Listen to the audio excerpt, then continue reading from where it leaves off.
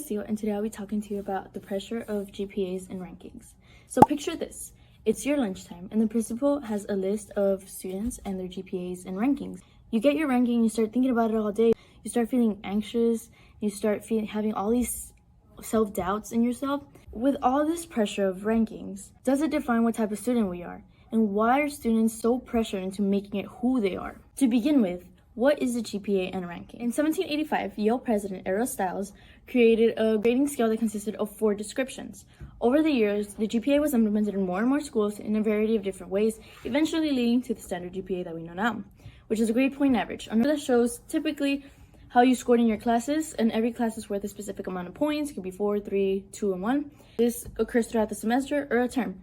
There is 2 types of GPAs, weighted and unweighted. Unweighted GPAs take into consideration the rigor of the classes and how much they weigh into GPA, compared to unweighted GPAs where they just take in your grades. Rankings are based on GPAs. Students are very pressured into getting better grades so their GPA can improve. Improving your GPA would improve your ranking. So why are GPAs so important? The higher the GPA, the more scholarship opportunities you have.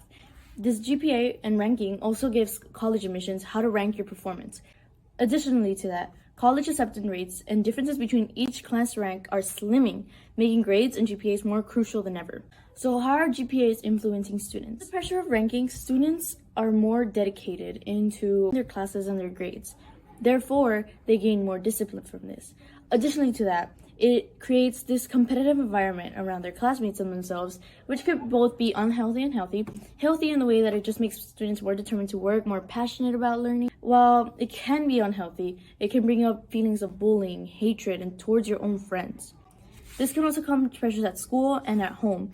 Since colleges look greatly at GPAs, at home, parents might influence their children to get a higher GPA than what they had, so they could get a greater chance of getting into a very good university. And at school, students want to be the best that they could be. Therefore, they try their very best to maintain a good GPA. However, this can also come with its own flaws. For example, GPAs make students more focused on how much a class is worth rather than enriching themselves in something they're actually interested in. It's all coming into play into how these classes build onto your GPA. Students are more worried about their GPA than actually learning the content that's in their classes. This comes again with the memorizing instead of learning. Do GPAs create unnecessary stress or better academic performance? For this segment, I have interviewed junior student Carolina Amador, who has been in the top 5% of her class. Carolina has worked under the pressures of rankings and GPAs and will share her experience and how it's affected her life. Okay, so being in the system for a couple of years now, how do you feel every time your rank updates? I always feel kind of scared. Like, it's nerve-wracking to see like how much I went up or down, especially like thinking about how much I go down. Like, it's like a terrifying thing because I connected back to college and I'm like, okay, well, if I want to get into college, like the college of my dreams, then I gotta be like in the top 5. So if I think about the rankings, it's always like, okay, if I go down, I'm not gonna go, and then it goes from there. It's like always downhill. Has it affected your life outside of school, like in your social life or at home? Yes, it has. Actually, when I think about my GPA, it always revolves around my homework. So when I go home, I don't go home and do what the average kid does, which is just like lay back and watch Netflix, just hang with my family.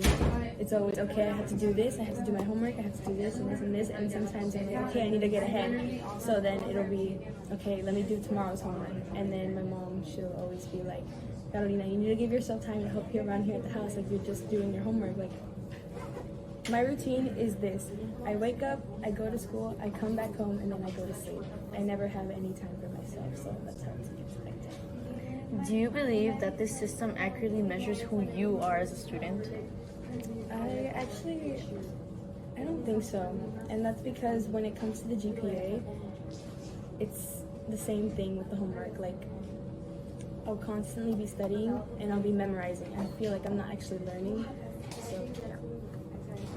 Do you think this traditional system needs to continue? Absolutely not. Some schools, such as schools in the Cherry Creek School District in Denver, Colorado, principals have already been canceling this system. They claim that it's outdated and inconsistent, and how learning is not a competition. Ashlyn Roberts from the Talent states, students need to know that grades are just numbers to classify people and are ineffective in separating smart people from others. The real world is not run by straight A students. Many successful individuals have succeeded with low or no GPA at all. Take Steve Jobs, for example. Steve Jobs dropped out of school. There's also different passions than just those in school. For example, Walt Disney and Elton John decided to pursue their own passions and stick to the academic standard. There's also different types of intelligence that GPAs cannot measure. For example, bodily kinesthetic intelligence and linguistic intelligence. Yes, GPAs are important in some situations when you're regarding college admissions, but it's not the foundation to how we run the world.